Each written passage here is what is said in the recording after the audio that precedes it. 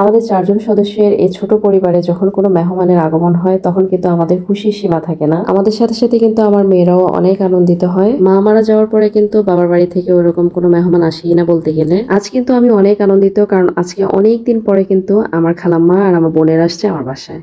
আসসালামু আলাইকুম। কেমন আছেন সবাই? আশা করছি সবাই খুব ভালো আছেন। আমরাও ভালো আছি আলহামদুলিল্লাহ। ওনাদের আসার কথা ছিল সকালেই, কিন্তু যেহেতু আমার ভাগ্নির পরীক্ষা বিকাল থেকে শুরু হয় তাই আর সকালে আসতে পারেনি। আসতে আসতে কিন্তু অনেকটা রাত হয়ে গিয়েছিল, প্রায় রাত 11টা বেজে গিয়েছিল। আসলে অনেকদিন ধরে আসবে আসবে বলছিল, তো আসছিল না দেখে কিন্তু আমি একটু রাগ করেছিলাম, আর সেই কারণে সেদিন আর না করতে পারিনি। আম্মা মারা গিয়েছে কিন্তু প্রায় 2 বছর হতে চললো, এর মধ্যে কিন্তু ওনারা আর আসেনি। তো ওনারা আসবে বলে আমি কিন্তু সন্ধ্যার পরে থেকে আমি রান্না শুরু করে দিই ওনাদের জন্য। তেমন কিছু করিনি যদিও, পাতলা ডাল রান্না করেছিলাম, কলিজা ভুনা করেছিলাম। কলিজা ভুনা বলতে কলিজার সাথে কিছু আলুও দিয়েছিলাম, আর কিন্তু ডিম ভুনা করেছিলাম। তো প্রথমে কিন্তু আমি ডাল আর ডিমটা আমি সিদ্ধ করে নিচ্ছি, আর ডালটাও কিন্তু আমার রান্না হয়ে গিয়েছে। তো এখন ডাল বাগার দিয়ে নিলাম। এখন ডাল নামিয়ে কিন্তু আমি কলিজাটা রান্না করে নেব। ডালে লবণের পরিমাণটা একটু কম মনে হচ্ছিল, তাই একটু লবণ দিয়ে নিলাম। কলিজা ম্যাক্সিমাম টাইমে আমার মাখিয়ে বসানো হয়, হাতে মেখে তারপর আমি চুলায় বসিয়ে দিই, কিন্তু আজকে চিন্তা করেছি কষিয়ে তারপর রান্না করব।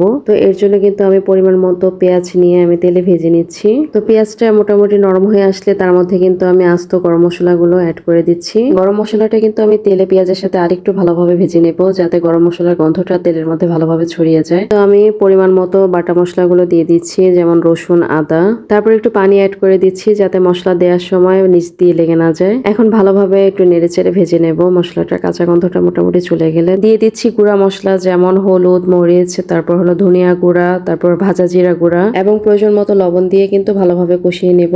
মশলা ভালোভাবে কষিয়ে নেওয়া হয়ে গেলে তারপর কিন্তু কলিজা দিয়ে দিচ্ছি। কলিজাটা উল্টে পাল্টে ভালোভাবে মশলার সাথে মিশিয়ে তারপর কিন্তু ঢাকনা দিয়ে ঢেকে দেবো। চুলার আঁচটাও কিন্তু মিডিয়াম টু লো এর মাঝখানে রেখেছি। আর কলিজা থেকে কিন্তু যথেষ্ট পরিমাণ পানি বের হয়েছে, কিন্তু তারপরও কিন্তু কলিজা ভালোভাবে নেড়ে দিতে হবে, কারণ নিচে দিয়ে কিন্তু লেগে যেতেই পারে। কলিজা মিডিয়াম সিদ্ধ হয়ে আসলে তার মধ্যে কিন্তু আলু দিয়ে দিচ্ছি। তারপর এখন কিন্তু আবার ঢাকনা দিয়ে আমি ঢেকে দেবো। তারপর এই পর্যায়ে এসে কিন্তু আমি আরেকটু রসুন অ্যাড করে দেব, যাতে রান্নার পরে স্মেলটা ভালো আসে। আলু আর কলিজা এবার একসাথে কষিয়ে তার মধ্যে কিন্তু যথেষ্ট পরিমাণ পানি দিয়ে দেবো সেদ্ধ হওয়ার জন্য। কলিজা সিদ্ধ হয়ে আসলে নামানোর আগে কিছুটা পরিমাণ গরম মশলা গুঁড়া অ্যাড করে দিলে কিন্তু তার মধ্যে থেকে স্মেলটা খুব ভালো আসে। তো কলিজাটা কিন্তু রান্না শেষ। তো এখন ডিম ভুনাটা করে নেব। আমি কিন্তু বরাবরই চেষ্টা করি মেহমান আসার আগেই কাজগুলো শেষ করে নেয়ার।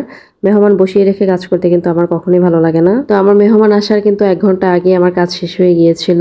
ডিম ভুনা করার জন্য কিন্তু আমি সেদ্ধ ডিমগুলো প্রথমে তেলে ভেজে নিয়েছি, আর সেই তেলেই কিন্তু আমি পেঁয়াজ ভেজে তার মধ্যে কিন্তু টমেটো দিয়ে দিচ্ছি, আর প্রয়োজনীয় মশলা দিয়ে আমি ভালোভাবে কষিয়ে নিচ্ছি। রান্নাটা কিন্তু একদমই সহজ করা, আর এই রান্না করতে বেশি সময়ও লাগে না। কিন্তু এই রান্নার মধ্যে একটা বিষয় খেয়াল রাখতে হবে, সেটা হলো মশলাটা যেন ভালোভাবে কষানো হয়। তো আমার রান্না শেষ হয়ে যাওয়ার পরে আমি কিন্তু রুমগুলো গুছিয়ে নিয়েছি।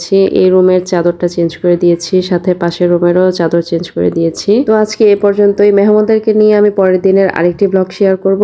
আশা করছি সবাই ভালো থাকবেন। আল্লাহ হাফিজ। আসসালামু আলাইকুম।